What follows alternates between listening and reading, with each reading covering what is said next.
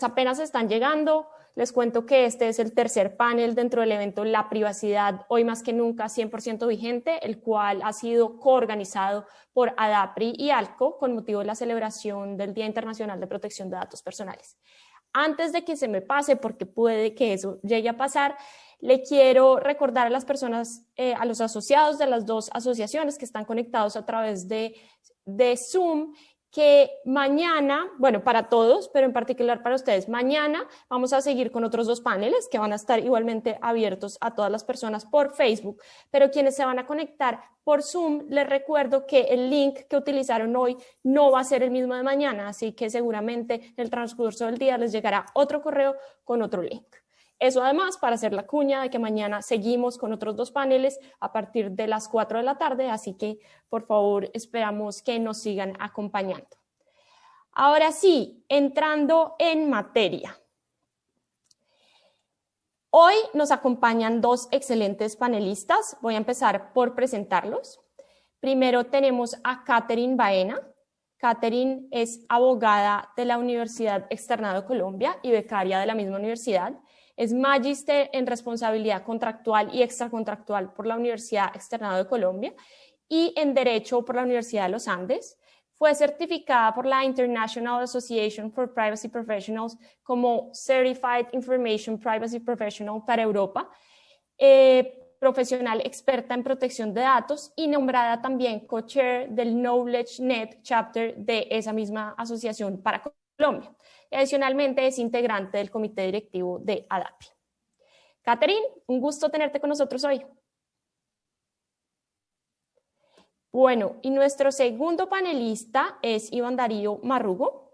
Iván Darío es socio y director general de Marrugo Rivera y Asociados. Es abogado especialista en Derecho de las Telecomunicaciones de la Universidad del Rosario, magíster en Derecho Administrativo de la misma universidad y magíster en Protección de Datos de la Universidad Internacional de La Rioja.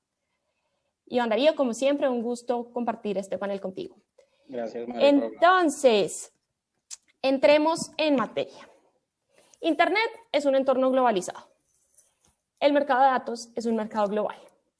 Por esas dos razones, además de muchas otras que entraremos a discutir con nuestros panelistas, el ámbito de aplicación territorial de las diferentes leyes de protección de datos personales ha empezado a ser cuestionado.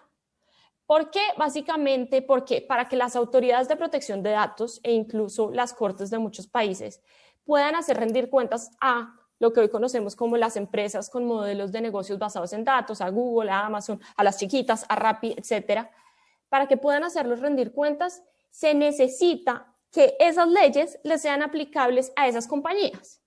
Y lo que suele pasar en muchos casos es que esas compañías, como por ejemplo pasa con las Big Tech, o lo que conocemos como las GAFAM, están domiciliadas en Estados Unidos, no en Europa ni en Colombia. Entonces, ¿cómo les aplicamos nuestra ley?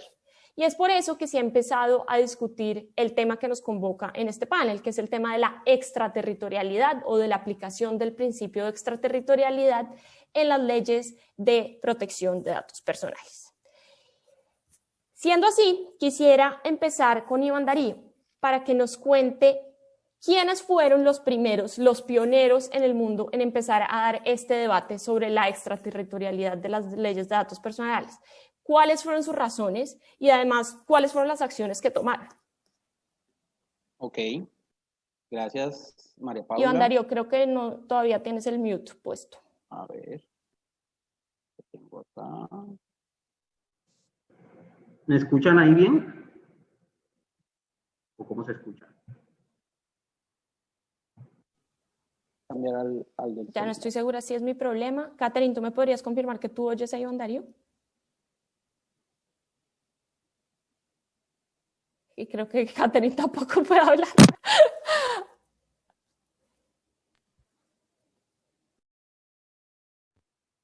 ¿Ahí se escucha o no? José Bermúdez dice que sí se oye, entonces tal vez es mi problema. Pero Catherine, ¿tú Iván Darío? Tampoco, ok. ¿Sí? A mí sí. Dice, a Iván se le Listo, escucha, ya Catherine tenemos no. sonido, perfecto. Muchas gracias. Ok, vale. Inconvenientes técnicos de último minuto. Gracias, María Paula. Muy buenas tardes ya. Tenemos la hora difícil. El tiempo por acá en Colombia ya viene siendo de almuerzo.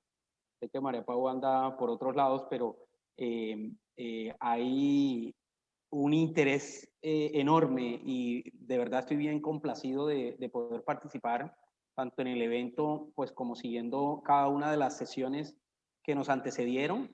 Esta de extraterritorialidad también promete bastante interés, sobre todo por lo novedoso y lo atractivo del tema.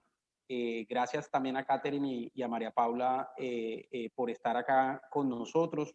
Agradecerle obviamente a DAPRI y ALCO la invitación. Yo creo que entrando de inmediato en materia y con esa pregunta, María Paula, nosotros debemos traer a colación el que debemos pararnos en el mundo en el que hoy estamos, ¿no? Este escenario es una discusión que se ha venido trayendo al menos en tres momentos distintos. Un momento de pronto previo donde esa primera etapa de las leyes de protección de datos en el mundo pues tenían un enfoque bastante interesante en proteger el derecho fundamental, en hacer un esfuerzo porque los datos, y de hecho si nosotros revisamos las primeras normativas europeas, ya tenían una intención de que esos datos también junto con las personas pudieran trasladarse de un lado a otro. Luego, esta importancia de la extraterritorialidad en la aplicación normativa ya de por sí en ese inicio era obviamente una preocupación. Tenemos un segundo estadio o un segundo panorama de desarrollo que fue básicamente lo que ocurrió luego de la directiva del año 95, la directiva 46 de la Unión Europea, que también introdujo ya elementos normativos relacionados con el tema. Y obviamente esto vino a irrigar también el panorama latinoamericano y por eso de hecho tenemos un desarrollo hacia estas latitudes muy ligados a ese panorama de la directiva 9546. Y venimos al tercer momento, y creo que es el momento en el que estamos y en el que debemos centrarnos para no discutir lo anterior. Básicamente es el cambio de paradigma que ha sufrido el mundo, sobre todo el mundo de la protección de datos, con la entrada en vigencia del Reglamento Europeo de Protección de Datos. Y es un mundo post-GDPR nos ha mostrado que básicamente una de las cuestiones fundamentales, una de las cuestiones ya centradas en la materia en específico es no solamente garantizar el derecho fundamental, no solamente garantizar el escenario real de protección de ese derecho, sino cómo esa garantía se mantiene en iguales medidas con este escenario de un mundo, primero, transfronterizo, totalmente globalizado, y un mundo totalmente inmerso dentro de esta cuestión de lo digital. Entonces, claramente el interés y va a persistir en este proceso. Es como el mundo empezó a ver posteriormente a este tema del GDPR y seguramente Catherine y ya podremos en el panel ahondar en ello. Pero en la cuestión fundamental y es, luego de este reglamento, el Reglamento Europeo de Protección de Datos en su artículo 3 menciona específicamente esta cuestión de la aplicación extraterritorial y nos lleva a que nosotros examinemos al menos 2 o 3 escenarios que son supremamente interesantes. ¿Cómo lo abordó Europa? Precursores en la materia y que de hecho luego irrigaron hacia otros reglamentos, hacia otras normativas en el mundo, a través de dos conceptos bastante interesantes y que empiezan a verse de entrada el primer escenario del artículo 3 y el segundo parágrafo del artículo 3. Son dos cuestiones bien interesantes y que debemos tener muy presente. Y son el concepto de establecimiento. El concepto de establecimiento va a jugar sin lugar a dudas un tema supremamente fundamental para esta cuestión de la aplicación extraterritorial. Y luego está el otro gran concepto o el otro gran mundo que se suscita a partir de la integración o de la interpretación del artículo 3.2 o el 3 en el segundo parágrafo, que tiene que ver con las cuestiones de ya no hay un establecimiento, sino aquellos servicios que son dirigidos a ciudadanos europeos, y es donde entra el marco de aplicación en las dos cuestiones principales, que cuando se dirigen bienes y servicios a ciudadanos europeos por empresas que no están ubicadas en la Unión Europea, mediando o no pago, esa es una de las primeras características, y segundo, cuando la actividad tiene por efectos o tiene como objetivo hacer un proceso de vigilancia o un proceso de observancia masiva sobre esos titulares de datos establecidos en la Unión. Entonces, en este escenario que se ha construido, viene y hay una relevancia mayor a lo que hizo el board, lo que vino a ser este gran órgano luego de la entrada en vigencia del propio reglamento, que reemplazó al Working Party del artículo 29, y este trajo unas guías en el año 2018, como empezó a haber precisamente el que se suscitaran una serie de controversias acerca de, bueno, ¿qué vamos a entender? Y para no dejar tan en una medida interpretativa estas cuestiones de cuándo hay un establecimiento permanente, cuándo debemos tener presente que hay un establecimiento entre un responsable y un encargado, y el nombramiento de representantes para cumplir con la norma del Reglamento Europeo de Protección de Datos, trajo entonces esta guía. La guía empezó a ser desarrollada en el año 2018, finalmente vio la luz en diciembre del 2019, es una guía que ya tiene un año, y es específicamente cómo abordar el enfoque de territorialidad del Reglamento Europeo de Protección de Datos. Se los voy a recomendar, ahorita en un momento la voy a dejar aquí en el chat, porque obviamente por tiempo sé que no nos podemos extender, pero toca exactamente este punto, y es supremamente interesante cómo luego entonces el mundo se desarrolló a partir de esta visión. Y obviamente ya veremos cómo por acá en Colombia, en estas latitudes, en Latinoamérica, en Estados Unidos, se ha abordado este mundo luego de la era post-GDPR.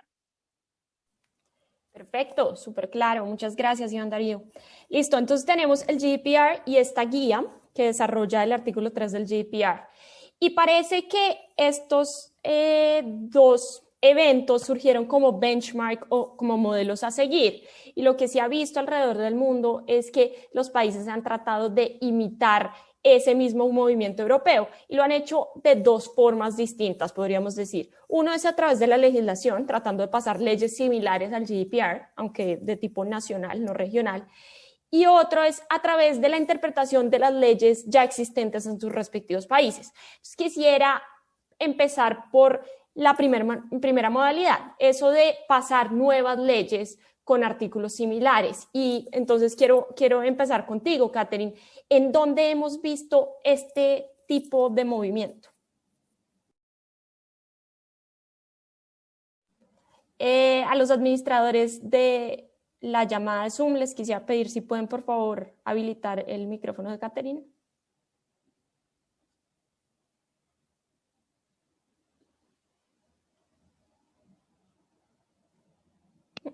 Gracias. Súper, muchas gracias. Bien. Bueno, hola a todos, hola María Paula, hola Iván, encantada de estar acá. Como bien lo han dicho, es un panel supremamente interesante porque este tema se va a seguir moviendo mucho, mucho más en la medida en que veamos viendo cómo nuestras diferentes leyes de protección de datos personales van evolucionando y cómo otras nuevas leyes de protección de datos personales van saliendo, copiando un poco esa tendencia que Iván Darío nos acaba de explicar muy bien. Y llegando a tu pregunta, María P., digamos, ¿de qué países han seguido esa tendencia del GDPR? Porque aquí vale la pena hacer una anotación pequeñita, y es que, digamos que nosotros también podríamos clasificar esos países a nivel legislativo como los que siguieron la directiva y ahora los que siguen GDPR, donde por supuesto en GDPR no hay ninguna duda de la extraterritorialidad de la norma. Entonces, para referirnos a ese grupo de países, yo creo que valdría la pena, y especialmente para nuestra región, yo creo que valdría la pena que hiciéramos referencia a Estados Unidos, y en este caso se referencia a la norma de California, de Consumidores y Privacidad de California, el CCPA, donde no es la misma lógica que Iván Darío nos explicó para GDPR, en el sentido de traer los elementos del establecimiento o traer los elementos que el GDPR llama como el targeting necesario de manera tan específica como lo hace GDPR, pero lo hace de otra manera. ¿Y cuál es esa manera? Básicamente, el CCPA se enfoca en que los negocios, y ya les voy a contar cuáles son los negocios que caben dentro de esa categoría, los negocios que hagan procesamiento de datos personales de residentes en California estarán sometidos al CCPA si cumplen ciertas condiciones de negocio que los hace caer dentro del ámbito de aplicación de la norma. ¿Y cuáles son esas condiciones de negocio? Pues básicamente las condiciones de negocio están atadas, por un lado, a las ganancias que tiene la empresa. Ese es uno de los primeros criterios. Entonces se debe revisar como esa ganancia anual que ha tenido la empresa para ver si cumple un, digamos, monto específico que la haría caer dentro de la aplicación del CCPA, si efectivamente hace negocios con residentes en California. Ese valor anual neto que debería tener las ganancias de una empresa que tiene consumidores o / empleados, porque también están cubiertos en California, es de $25 millones, que hay una forma de actualizarse traída por la misma norma para saber, o sea, para que la norma siempre se mantenga vigente en cuanto a ese criterio de entrada. También la norma establece como criterio de entrada el procesamiento de la información.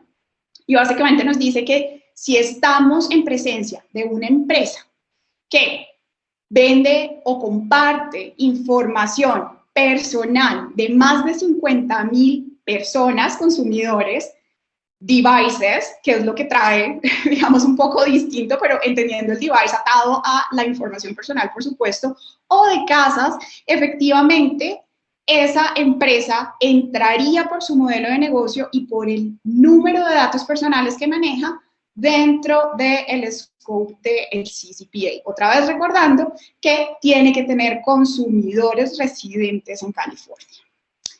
Y el último criterio que trae el CCPA es que si una empresa deriva el 50% o más de su ganancia anual por la venta de datos personales de consumidores sometidos a la ley de California, eso también la hace o activaría el mecanismo para hacerla ingresar dentro del ámbito de aplicación de la norma de California. Y aquí un punto adicional para completar California es que la ley prevé que si la empresa es controlada o controla a una empresa que tiene consumidores en California y cumple con cualquiera de estos requisitos, la norma también se puede activar. Y es un concepto sumamente interesante porque recurre a la noción de derecho societario para decir aquí la participación accionaria es importante, de manera tal que si yo tengo una controlada o una controlante que cumple con los requisitos, la norma se va a activar. Entonces, ese es el caso de California. Como les decía, no sigue exactamente la misma lógica como la vemos escrita en GDPR, pero sí busca que efectivamente haya una extraterritorialidad, si lo queremos decir, de la norma a efectos de proteger los consumidores que están situados en California. Entonces, esa es la primera ley. CCPA entró a regir el año pasado, entonces está en pleno vigor y recientemente ha sufrido una modificación con el CTRA, que entrará a regir en el 2023, donde algunos de estos criterios que les acabo de mencionar han sido, digamos, tocados por la norma, en algunos casos para que entren más empresas que sí deberían entrar dentro de la aplicación de la norma o para que salgan pequeñas empresas que posiblemente no deberían estar cobijadas por la norma. Entonces, eso es Estados Unidos en materia de leyes ya vigentes que tengan un alcance similar. Luego tenemos el estado de Nueva York. Ahí no me voy a detener mucho, simplemente voy a hacer la mención que existe un draft de una ley de privacidad para el estado de Nueva York, siguiendo una lógica muy similar a CCPA, pero para Nueva York lo que plantea ese draft es que ninguno de estos requisitos que acabamos de hablar para CCPA entran en juego. Simplemente lo que va a entrar en juego es que si estamos hablando de un negocio, o básicamente de un negocio que tiene consumidores ubicados en Nueva York, o que busca hacerle targeting a consumidores ubicados en Nueva York, efectivamente, esa norma cobijaría el procesamiento de la información personal de esos consumidores ubicados en Nueva York. Como les mencionaba hace un segundito, es simplemente un proyecto, no ha entrado a regir, está todavía en debates, pero es importante que lo tengan en el radar. Ahora, entrando a los países de nuestra región sur, donde básicamente, si se dan cuenta, nosotros sí seguimos digamos, tratamos de seguir la lógica europea, digamos, vemos dos países importantes que han adoptado ya en su legislación el criterio que trae GDPR en materia de extraterritorialidad, que es el caso de Brasil, y vemos también el caso de Uruguay, que es una mezcla, en mi interpretación, de GDPR con la directiva. Entonces, caso de Brasil. El caso de Brasil básicamente dice lo siguiente, en materia de extraterritorialidad. Dice, esta ley es aplicable sin importar los medios del procesamiento a cualquier persona natural o jurídica o pública o privada que haga procesamiento de información personal que cumpla con las siguientes características. Sea una actividad de procesamiento que se lleva en Brasil. Entonces, si yo estoy procesando los datos en Brasil, no importa dónde yo esté, si estoy procesando los datos en Brasil porque, por ejemplo, tengo un servidor en Brasil, estaría sometida a la ley brasilera, al GPD. ¿Qué otra cosa dice la norma brasilera? También utiliza el criterio del targeting que trae GDPR y dice, mire, si usted está vendiendo bienes o servicios a personas que están ubicadas en Brasil, la norma se activa. Y aquí es importante decir personas que están ubicadas en Brasil porque el criterio de aplicación de la norma no se aplica a partir de la nacionalidad de la persona, se aplica porque la persona está en Brasil. Y hay una cosita pequeñita adicional que ustedes tienen que tener en cuenta cuando valoren la norma, y es que dice la misma norma que incluso aplica a las personas que están temporalmente en Brasil. Supongamos, yo fui de vacaciones a Brasil, recolectaron mis datos en Brasil, pero después me fui. Aún en esa situación donde uno diría, pues no le aplica, la norma dice aplica. Y, digamos, recogiendo un poco el targeting, que explicaba hace un ratico de estoy ofreciendo bienes o servicios o estoy recolectando información de personas que se encuentran en el país. Y posteriormente dice la norma, aclarando un poco, que si hay recolección en el país, la recolección también activa el criterio de extraterritorialidad. Entonces, fíjense que el primer criterio, que es que haya procesamiento en el país, es muy similar al criterio de recolección, porque de hecho la recolección es una forma de procesamiento. Pero al final del día yo creo que lo que hace la norma brasilera es dejar absolutamente claro que en los casos de recolección la norma se va a activar. Y les doy un ejemplo. Supongamos que como responsables quisiéramos correr, no sé, una serie de encuestas en el mercado brasilero de carácter personal a través de cuestionarios. Entonces, esa actividad de recolección que voy a hacer a través de esas encuestas efectivamente estará sometida al GDPR. ¿Cuál es la única excepción para cerrar Brasil? La única excepción que trae Brasil es si los datos vienen del extranjero y no se van a procesar por un encargado o un responsable sometido a la ley brasilera no aplica. No se denomina esta excepción como datos en tránsito, como se denomina en otras legislaciones y como podría denominarse si se tenía en cuenta un poco la directiva, pero está ahí. Y una cosa que es importante también que tengan en cuenta frente a esa excepción es que tenemos que esperar a que la autoridad en Brasil nos dé un poco más de luces a si eso efectivamente va a ser datos en tránsito o cómo va a funcionar la excepción. Pero la norma es bastante comprensiva del alcance, digamos, extraterritorial de la norma para aquellos responsables o encargados que no están ubicados físicamente en Brasil. Ahora, ¿cuál es la otra norma de la región que ha seguido un poco, como se les decía hace un ratico, para mí es versión GDPR más directiva? La siguiente norma que ha sido expedida fue para el caso de Uruguay. Mi interpretación un poco también personal es que la necesidad de cambiar la ley uruguaya en materia de extraterritorialidad se dio, entre otras cosas, porque recuerden que Uruguay es un país declarado como país adecuado por la Comisión. Entonces, yo creo que todos los países que ya han obtenido esa declaración de país adecuado por la Comisión quieren, por supuesto, seguir manteniendo el estándar que les permita que una vez la Comisión entre nuevamente a revisar esa decisión de adecuación, les permita mantenerse con esa decisión de adecuación activada. Entonces, en ese caso viene Uruguay, y Uruguay básicamente establece, como les decía, el criterio del targeting que viene de GDPR. Entonces dice, mire, si usted va a ofrecer bienes o servicios a personas ubicadas en Uruguay, efectivamente, la ley uruguaya se activa y usted tiene que aplicar. Pero adicionalmente, también trae una cosa muy importante, y es que dice, si usted va a analizar el comportamiento, que eso también viene de GDPR, recuerden, si usted va a analizar el comportamiento de una persona que está en Uruguay, también se activa la ley uruguaya. Y hace poquito teníamos una discusión con un experto uruguayo donde le hacíamos la pregunta casualmente del análisis del comportamiento, por ejemplo, en casos de social listening. Y decía, posiblemente la ley uruguaya se active en esos casos de social listening, aún usted no esté constituido en Uruguay, pero esté haciendo social listening para personas que están ubicadas en el mercado. Entonces, un criterio bastante amplio.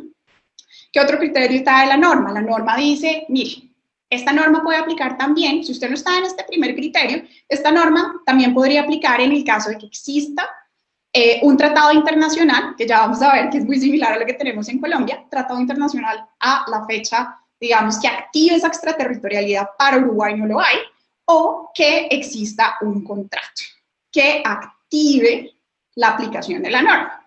Digamos que en el contrato no entra la ley como a dar un ejemplo de cuál sería ese caso, como si pasa, por ejemplo, en algunas legislaciones, como es el caso de México, donde, por ejemplo, nos dice, mire, si usted es un responsable ubicado en México y tiene un contrato con un encargado por fuera, pues la ley va a aplicar como que regule ese contrato será la mexicana, punto. Aquí no lo dice, pero creo que sería una interpretación plausible de a qué se entiende cuando el contrato llame la ley uruguaya a aplicar.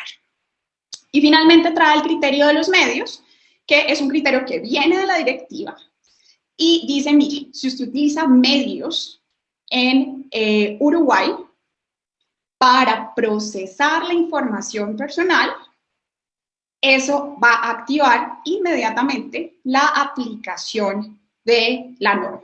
No hay una definición de qué se trata o qué se entiende por medios. Hay que ver si el regulador en Uruguay toma esas interpretaciones que en su momento el 29th Working Party dio a la definición de medios cuando estaba interpretando la directiva, hay que verlo. Y con relación a los datos en tránsito, digamos que no queda absolutamente claro cuando hay un dato en tránsito, como si pasa en legislaciones como la mexicana, que dice, si es tránsito y no hay procesamiento, no pasa nada. Aquí, digamos, no dice claramente que es tránsito, y otra vez estamos abiertos un poco a la interpretación que haga el regulador en Uruguay en ese punto que activaría la norma uruguaya. Y aquí solo para concluir una cosa chiquitica, aclara ese numeral que si yo estoy sujeta por esa opción a la norma uruguaya o a cualquiera de los anteriores, tengo que nombrar un representante, lo cual es una figura que, como bien decía Iván Darío, viene del GDPR. Entonces yo creo que con eso completamos como un poco las leyes que hoy se han dictado siguiendo esa tendencia. Mario.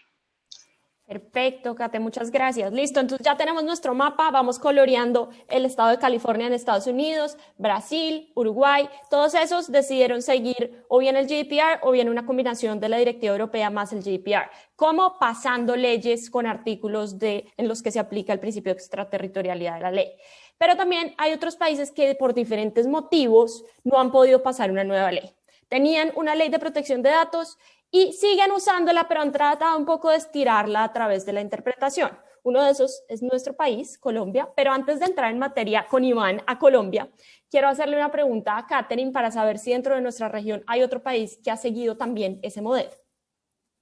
Sí, lo hay en efecto, y yo creo que para nadie va a ser una sorpresa cuando les diga cuál es ese país, y ese país no es más y no es menos que Perú. Y básicamente Perú, digamos, aquí hay que tener en cuenta que Perú todavía trae en su ley, Perú no ha sido, la ley de protección de datos peruana no ha sido sujeta de una reforma aún que busque seguir GDPR, de manera que la ley de protección de datos peruana sigue reflejando lo que en su momento reflejaba el reglamento europeo. Y digamos aquí vale la pena llamar la atención a una cosa chiquitica, y es que si bien el reglamento anterior no activaba de manera tan clara como lo hace GDPR la extraterritorialidad, sí es importante tener en cuenta que por la interpretación que se dio del reglamento, lo que buscaba en su momento el 29th Working Party era aclarar en qué situaciones, por supuesto, la norma debía activarse con el fin de proteger la privacidad y los derechos de los titulares. Un poco como el ejercicio que hacemos en derecho internacional cuando tenemos contratos internacionales para ver en qué punto, pese a la ley que le hemos dado al contrato, la ley local debería activarse el mecanismo de protección. Y eso es un poco la lógica que se vive en Perú. Y como les digo, en cuanto a redacción, la redacción de la extraterritorialidad viene destacada a través de lo que decía antes la directiva. Pero entonces, ¿qué decía antes la directiva? Pues básicamente la directiva decía, mire, el mismo ejemplo que veíamos en Uruguay, de la ley va a aplicar si existe un tratado internacional que active la ley, o la ley va a aplicar si existe un contrato que active la aplicación de la ley, y ya veíamos el tema del contrato, pero vuelve e insiste en lo que veíamos en Uruguay de los medios ubicados en el país para hacer el procesamiento de información personal. Y aquí les cuento una cosa adicional. Resulta que la ley peruana sí trae una definición, no tanto de medios, de qué es un medio, pero trae una definición similar a la que se dio en su momento en la interpretación del 29th Working Party y hoy en el GDPR de lo que se conoce como establecimiento, que era a lo que se refería Iván Darío al principio. Y hago esa acotación porque yo creo que todos también recuerdan el caso de Google Inc. Y la Autoridad de Protección de Datos Personales en Perú, donde básicamente es un caso muy interesante para analizar desde esta perspectiva que estamos estudiando en la mañana, bueno, casi tarde de hoy, porque básicamente ahí el regulador dijo, mire, aquí no hay ninguna duda que mi norma aplica, y no hay ninguna duda que mi norma aplica porque si yo tomo en consideración el concepto de medio y entiendo que medio es cualquier posibilidad de hacer recolección o procesamiento de información en Perú, y esa interpretación de medio la sumo a la interpretación de establecimiento con la definición de establecimiento que trae la ley peruana, habilita inmediatamente, según la autoridad y en lo que se dijo en esa resolución, habilita inmediatamente que la autoridad tenga competencia para aplicarla a Google Inc., la norma peruana, en un procesamiento que, en mi sentir, no debería haber estado regulado por la norma peruana. Entonces, aquí es importante tener un poco eso en cuenta, y vale también la pena como referencia de pronto tener, como los he venido mencionando, los pronunciamientos que en su momento sacó el 29th Working Party para establecer qué es establecimiento, para establecer qué es medio, y especialmente quiero hacer un llamado de atención aquí porque estamos viendo, como tú bien lo decías, María, que en algunos casos el regulador está tratando de estirar la norma para darle esa aplicación extraterritorial. Y una de las cosas que dijo el 29th Working Party en su momento, revisando la directiva, fue, mire, hay que ser muy cuidadoso de cuándo activamos el criterio de aplicación de la norma a quien no está sometido por naturaleza a la misma. Yo creo que eso aquí es absolutamente clave, porque eso nos lleva a la certeza jurídica, si efectivamente no queremos crear reglas claras y de juego claro para aquellos que no están ubicados en nuestros países, pero procesan información en nuestros países. Entonces, llamo la atención eso. Y un punto final, que fue un poco la lógica también del regulador, adicional a el mecanismo de los medios / establecimiento, fue que el regulador en Perú dijo, y una de las cosas que además activa mi competencia es que Google Inc. es una empresa global. Muchas empresas globales, y hay muchas empresas que dan, por sus servicios y por su naturaleza global, acceso a través de Internet. Y ahí el 29th Working Party dijo, aquí también hay que ser cuidadosos, porque el simple acceso no activa la aplicación de la norma. Entonces, yo creo que con eso cierro, pero... Buenísimo. Ya lo que nos cuentas de los movimientos de interpretación de la Autoridad de Protección de Datos de Perú, pues empezamos a ver similitudes con lo que ha pasado en Colombia, ¿no? Pero para quienes no sepan, tenemos a Iván que nos va a contar cómo ha sido interpretada nuestra norma y nuestro artículo de ámbito de aplicación de la Ley 1581 de 2012.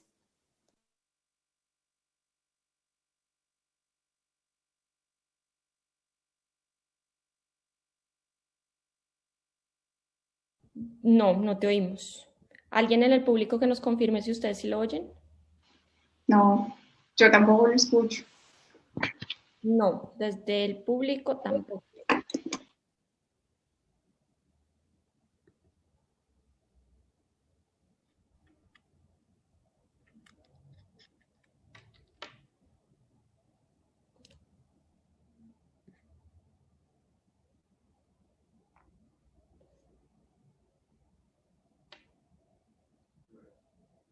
Le damos un minutico más a Iván para ver si podemos resolver ese problema técnico.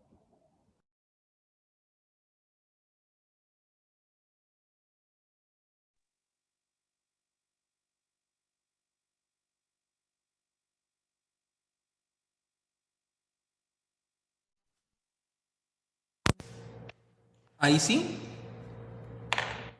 ¿Y ahora sí regresó? Vale. Creo que estoy ahora con el... Regresaste, perfecto.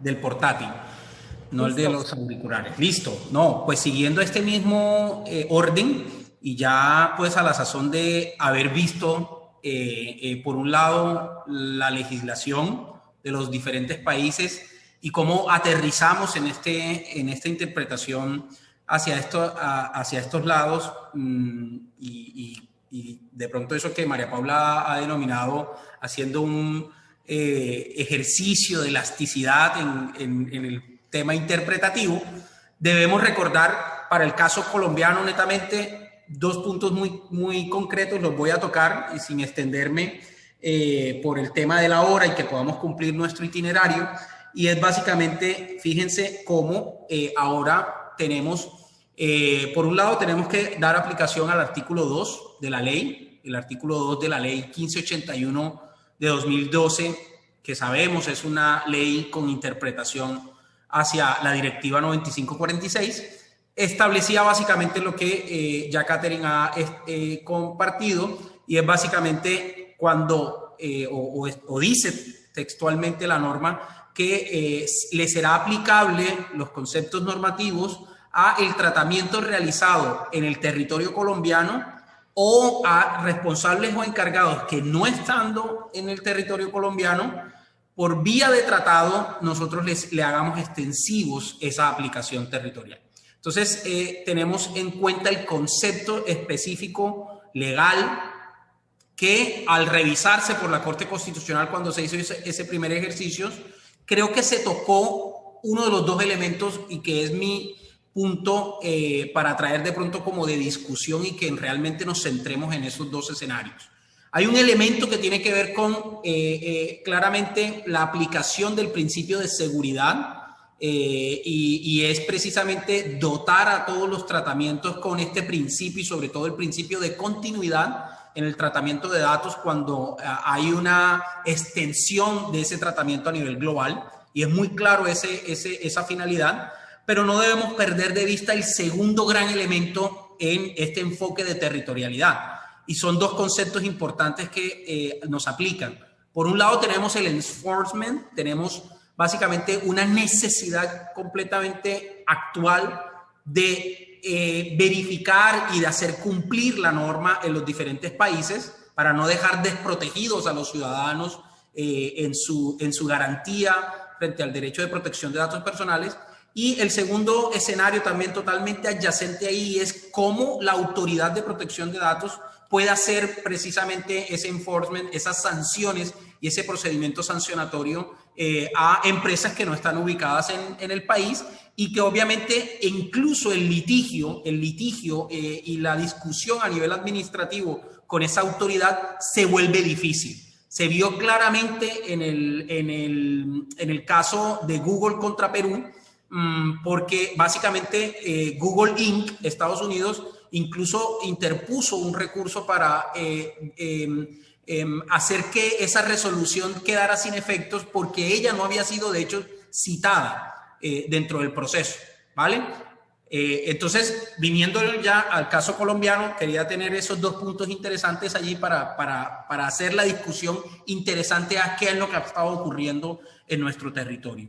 Y aquí, lastimosamente, también tenemos que ver un tema interesante, y es que se ha visto, a raíz de lo sucedido, basándome netamente en hechos, esto de hecho es una discusión mucho más de tipo académico que profesional y de pronto con intereses empresariales, en verdad se ha visto dos posiciones de la Superintendencia de Industria y Comercio totalmente diferentes o diametralmente opuestas a raíz de la aplicación de normativa y de esa interpretación que veamos en una interpretación entonces doctrinaria precisamente a raíz del cargo o el cambio que tuvimos en el cargo del superintendente delegado para la protección de datos personales. Recordaremos que en el 2014, y lo tengo aquí la fecha exacta, el 24 de noviembre se emitió un concepto que a la luz de todos fue supremamente extraño en un caso de Facebook en Colombia, en el que la superintendencia dijo: no señor, yo no tengo ningún tipo de competencia, yo no puedo aquí aplicar la norma a redes sociales como Facebook, porque hicieron una interpretación literal diciendo el tratamiento de los datos registrados en estas redes sociales no encaja dentro del ámbito de competencia de la ley 1581. Además, entre otras cosas, porque dice no tenían domicilio en Colombia esta red social, lo cual fue obviamente desvirtuado muy seguido porque pues por ahí apareció Facebook Colombia SAS, ¿no? Entonces teníamos esa primera interpretación, fíjense, una interpretación de decir no tengo posibilidad, no aplica porque no encaja este elemento del tratamiento de los datos a estas redes sociales. Luego, ese mismo concepto, de hecho, esa misma posición fue replanteada por la misma superintendencia en el año 2016 y ahora dijo el 3 de marzo, para ser exactos, a través del concepto, voy a tratar de dejarles, así como le dejé en el chat la guía, el tema de los conceptos. Ya traemos una interpretación inspirada en la Directiva 46 y se establece si aplica el tratamiento de datos efectuado por proveedores de servicios en redes sociales establecidos fuera del país a través de un medio, y era lo que mencionaba Catherine, situado en el territorio colombiano. Entonces, fíjense cómo ya ese panorama empieza a tener un cambio supremamente trascendental, porque además es el que está vigente en este momento, y ya luego él se reproduce en sendas o al menos unas 3 investigaciones que han dado lugar a estas órdenes administrativas que hemos visto en los últimos 2 años para acá. La primera, la orden a Facebook, ahora sí en el año 2019, involucrando incluso a Facebook Irlanda, a Facebook establecido en Irlanda, Facebook Inc. de Estados Unidos y Facebook Colombia, haciendo una interpretación de que se trata del mismo ente para efectos normativos, y dicen básicamente la ley 1581 le es aplicable a esas empresas extranjeras que recolectan datos de nacionales colombianos. Pone el tema de la nacionalidad por delante y dice en el territorio nacional. Le es aplicable al tratamiento de datos efectuados en el territorio colombiano con independencia de si el responsable o encargado se encuentra ubicado o no físicamente en el país. Entonces, fíjense que aquí obviamente hay una extrapolación hacia un criterio muy interesante, y es el uso del medio como Internet para hacer presencia. Entonces, lo que dice, y de hecho es una tesis y una teoría que yo le he escuchado mucho al profesor Remolina, básicamente es: no desaparecen las cuestiones ligadas a la protección de los datos por efectos de ese fenómeno tecnológico que permite ese tratamiento a gran escala en diferentes países. Y luego se reproduce esta interpretación en los casos de Uber. Ahora hablamos ya no solo del tratamiento de datos personales, sino que vinculamos otro criterio importante, y es la aparición del fenómeno de las cookies, que de hecho tuvieron una discusión interesantísima esta mañana con Andrea alrededor de ese tema, y es, pues miren todos los ingredientes que tenemos. Entonces tenemos a Uber también con una orden administrativa, no recuerdo si esa ya fue reconfirmada, la de Facebook fue confirmada en segunda instancia porque se apeló, y finalmente tenemos recientemente, el año pasado, el 4 de septiembre de 2020, la resolución contra Google LLC, domiciliada en Estados Unidos, también con la incorporación del elemento de las cookies para recolectar o tratar datos personales en el territorio nacional.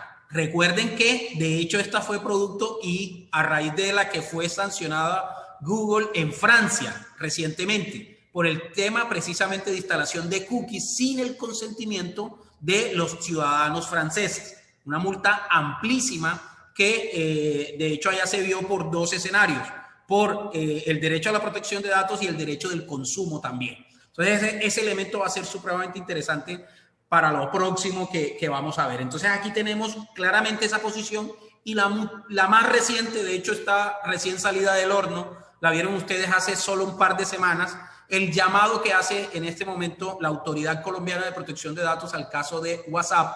Nuevamente está Facebook de por medio, porque pues es el dueño global de la plataforma, y el llamado a verificar, simplemente anunciaron la apertura de una investigación para saber si ese cambio de políticas que ha sido tan globalmente comentado y el tratamiento de datos que se está realizando entre Facebook, WhatsApp y el resto de sus servicios, pues cumple con el estándar colombiano de protección de datos. Hay mucha tela por cortar en adelante.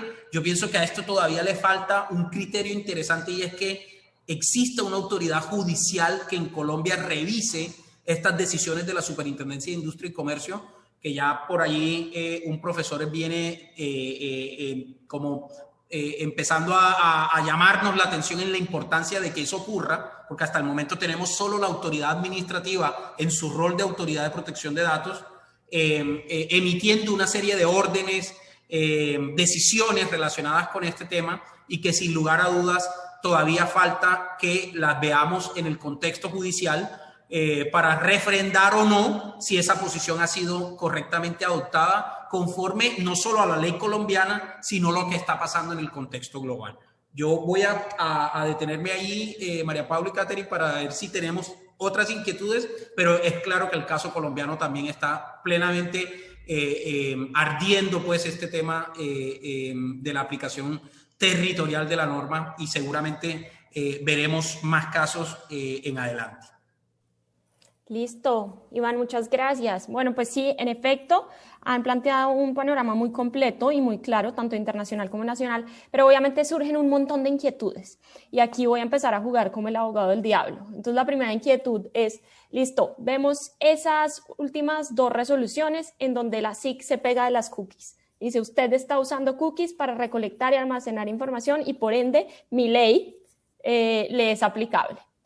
Mi primera pregunta es, sí, o más bien, ¿qué tan efectiva, suficiente y viable es esa interpretación, ese nuevo alcance de la ley para hacer rendir cuentas a todas las empresas que recolectan datos en Colombia? ¿Ustedes qué piensan?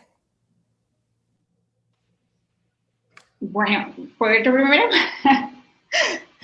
Dale. Mira, gracias, Iván, gracias, Mario P. Miren, yo tengo una posición un poco, bueno, primero, obviamente es mi posición personal, pero les voy a decir lo que yo siento si revisamos, obviamente, el alcance que Iván Darío muy bien nos explicó que tiene la ley colombiana de cara a la interpretación de las cookies y cómo las cookies funcionan. Y, digamos, aquí lo primero que quiero decir es que si nos damos cuenta, la interpretación que se está trayendo de las cookies no tiene nada que ver con lo que dice la ley en Colombia, pero sí tiene todo que ver con lo que en su momento se dijo en Europa, por ejemplo, como se los mencionaba hace un ratico, en el 29th Working Party, en la guía que ellos dieron en su momento respecto específicamente a cookies, o en los casos que Iván Darío mencionaba contra Google. Y aquí, digamos, no hay que perder de contexto que la situación en Europa es completamente distinta a la situación en Colombia. ¿En qué sentido? En el sentido de que adicional a la norma de protección de datos personales, existe una norma adicional, una directiva, que regula el tema de el uso de cookies o de cualquier otro dispositivo que recolecte esa clase de información. Entonces, eso aquí no lo tenemos. Eso hace que traer y calcar una, digamos, argumentación basada en normas que no tenemos se vuelva muy difícil. 1. 2. El tema de los medios. Como bien veíamos en otras normas, hay normas que expresamente han establecido el criterio de los medios. Pero si nosotros vamos a la norma colombiana, qué pena, pero yo no veo escrito los medios por ningún lado. Entonces me parece que traer la interpretación de los medios para abrir el carácter, digamos, de aplicación de la norma en contextos mayores a los que la norma busca proteger es complejo y puede llegar a generar inseguridad jurídica. Obviamente, nadie desconoce que todas las autoridades de protección de datos personales quieren, por supuesto, proteger los derechos de los titulares, pero claramente tampoco podemos perder de vista que el derecho a la protección de datos personales también está enmarcado dentro del concepto de soberanía.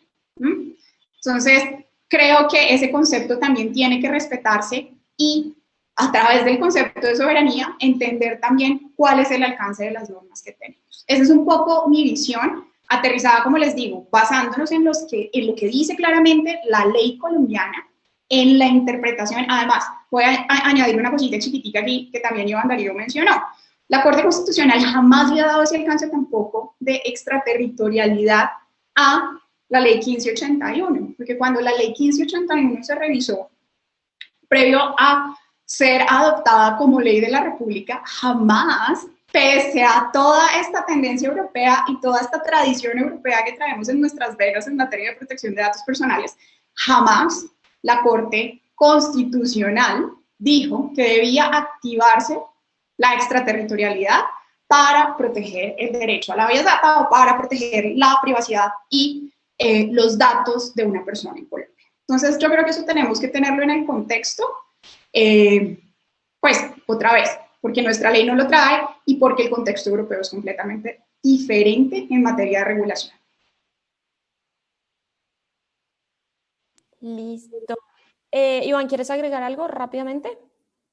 Sí, un pedacito muy rápido respecto a lo que menciona Catherine, que me parece supremamente interesante, y es no perder de vista el contexto, no perder de vista la posición que debemos tener como una posición primero, además, holística, que tiene que tener en cuenta los otros intereses en juego en este punto. Uno, por ejemplo, el tema precisamente de aplicación en temas como cookies, elementos de todo esto, de lo que hemos visto, de aplicación de la extraterritorialidad a empresas globales, también debe tener en cuenta fenómenos como incluso el derecho de la competencia y los temas relacionados con el derecho del consumidor. Entonces, no es una sola óptica, no es una sola visión restrictiva que nos haga que tengamos como una ceguera parcializada hacia el por qué la necesidad de la protección de los datos, sin obviamente perder de vista que básicamente las normas buscan proteger el derecho y las garantías relacionadas con la protección de los datos. Y en últimas, si lo vemos desde el punto de vista de los derechos humanos, la respuesta es, siendo reduccionista totalmente, es que debe garantizarse el derecho de los ciudadanos colombianos. Pero mi punto aquí concreto es precisamente el no tener el tema a nivel legal, a nivel normativo, genera sin lugar a dudas una serie de incertidumbres y una serie de posiciones que lastimosamente van a quedar sin piso por efectos de dos cosas muy puntuales. Uno puede ser la interpretación, o sea, mañana más adelante otra entidad o otra directiva de la Superintendencia de Industria y Comercio puede decir lo contrario, lo cual es un generador grande de inseguridad jurídica. Y segundo, el otro gran parte de aquí es lo que yo mencionaba. Tampoco podemos a golpe, a punta de casos, a punta de situaciones casuísticas, generar un tema que luego vaya a tener una interpretación genérica o general y que abarque todas las cuestiones. Por eso es supremamente clave el tema legal y el tener claro eso. Y simplemente para dejar como un punto adicional de esa discusión es, recuerden que en Colombia se intentó modificar precisamente el artículo 2 de la ley 1581 con un proyecto de ley que lastimosamente no vio la luz. Un proyecto de ley que yo recuerdo que lo tramitó este senador del Centro Democrático, pero pues quedó ahí, incluso estuvo apoyado por el profesor Nelson Remolina, pero que no supimos en qué quedó, pero finalmente no se pudo extender el tema y sería bueno revisar si es posible retomarlo. Perfecto, muchas gracias. Yo ahí solo agregaría que hay que tener en cuenta que esta ley es estatutaria, ¿no? Entonces, cuando se trata de ese tipo de leyes, el trámite es mucho más complicado. Pero bueno, mi última pregunta tiene que ver con lo que pregunta Mariana antes de darle la palabra al público. Y es, listo, digamos que aceptamos esta interpretación, ¿cómo la llevamos a la práctica? Y lo pregunto porque si la SIC va a abrir una investigación, ¿a quién vincula si Google no está domiciliado en Colombia? O si la Corte Constitucional va a resolver una tutela contra Facebook, ¿a quién notifica? Y además, si le impone una sanción, ¿cómo se ejecutan esas sanciones?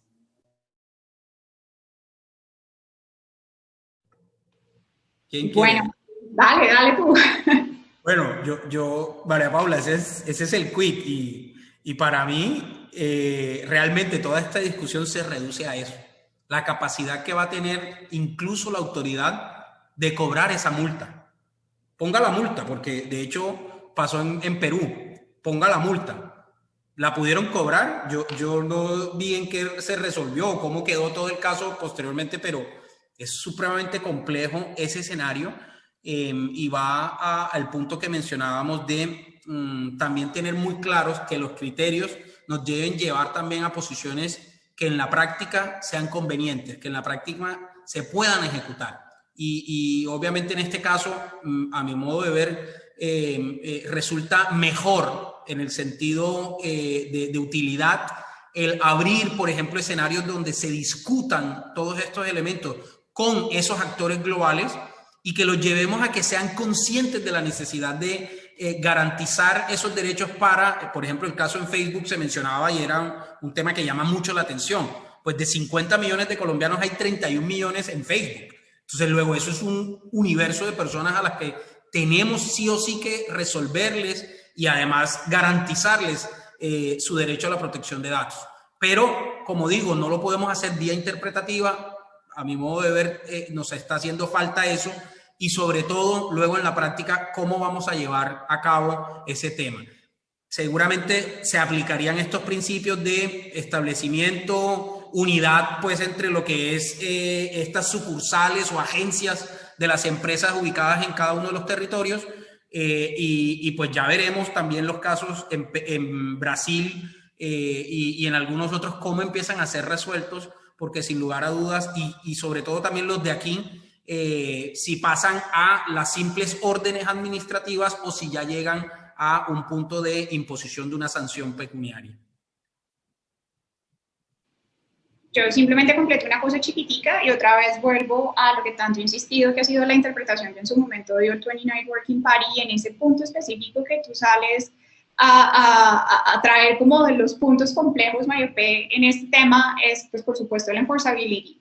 Y una de las cosas que en su momento dijo ahí el 29 Working Party fue, miren, hay que ver que efectivamente haya razonabilidad en materia de enforceability. Nada hacemos activando la extraterritorialidad o la aplicación de la norma si al final del día pues voy a tener una sentencia de papel o una norma que al final del día no me va a proteger efectivamente los derechos a la privacidad de los titulares que busco proteger. Entonces yo creo que eso es importante y aquí todavía hay mucho que hacer, entre otras porque recuerden que estamos hablando de resoluciones de carácter administrativo y no resoluciones de carácter o no, digamos, documentos de carácter judicial, donde, por ejemplo, si fuera una orden judicial, pues posiblemente podríamos tener otros mecanismos que habilitaran ejecución de esa sentencia judicial, pero aquí simplemente es una orden de carácter administrativo y eso dificulta un poco más también el enforceability si tenemos en cuenta la legislación colombiana en esa materia y la internacional en esa materia. Listo, perfecto. Se nos acabó el tiempo, pero para ser justos con nuestro público voy a presentarles rápidamente 2 preguntas que nos llegaron.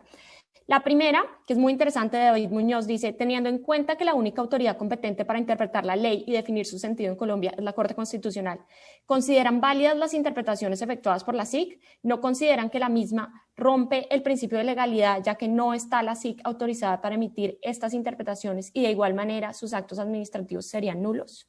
¿Qué piensan?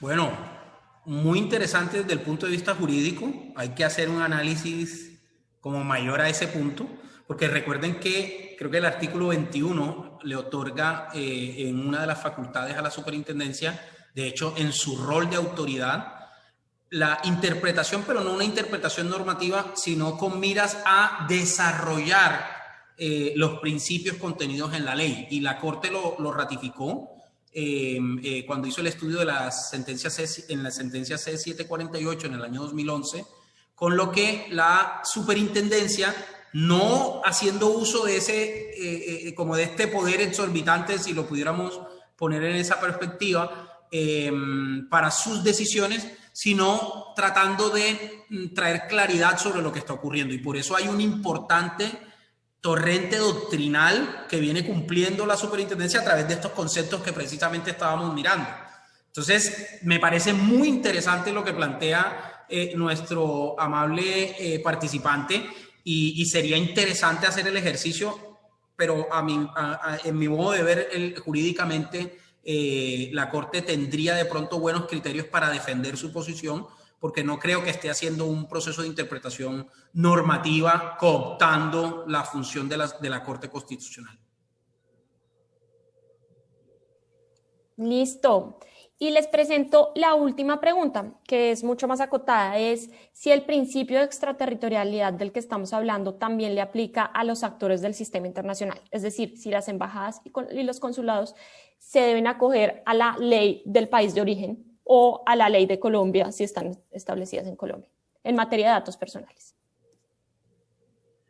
Bueno, esa es también una pregunta igualmente interesante. Yo voy a hacer simplemente mención a algo que me parece y que recuerdo ahora que se trae a colación con el tema de los sistemas, y es que también de ahí surge la necesidad de que revisemos, por ejemplo, si Colombia finalmente también se hace parte del convenio 108, porque en la materia sería interesantísimo y creo que agregaría mucho más valor a nuestro sistema de protección de datos el que Colombia ahora ya participe con efectos obligatorios en el cumplimiento de todos los postulados del convenio.